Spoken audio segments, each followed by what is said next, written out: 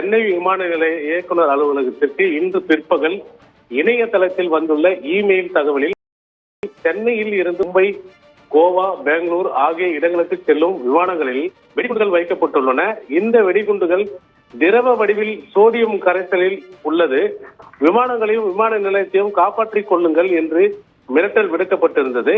இதையடுத்து சென்னை விமான நிலையத்தில் பாதுகாப்பு குழுவினர் அவசர கூட்டம் விமான நிலைய இயக்குநர் தலைமையில் நடந்தது.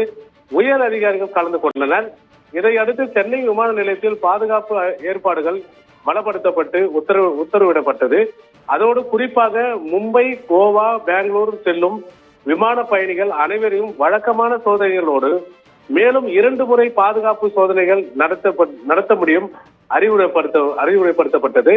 இதையடுத்து சென்னை உள்நாட்டு விமான நிலையத்தில் மிகுந்த பாதுகாப்பு ஏற்பாடு செய்யப்பட்டுள்ளது. மத்திய தொழில் பாதுகாப்பு படையினர், அதிரடி படை வீரர்கள், விமான பாதுகாப்பு படை வீரர்கள், விமான கடத்தல் சம்பவங்களை முறியடிக்கும் அதிரடி படையினர் குவிக்கப்பட்டு தீவிர சோதனைகள் நடந்து வருகின்றது. அதோடு வெடிகுண்டு நிபுணர்கள் மோப்ப நாய்கள் உதவியுடன் சோதனைகளும் நடத்தி வருகின்றனர். மேலும் துப்பாக்கி ஏந்திய பாதுகாப்பு படையினர் ரோந்து பணியிலும் ஈடுபட்டுள்ளனர்.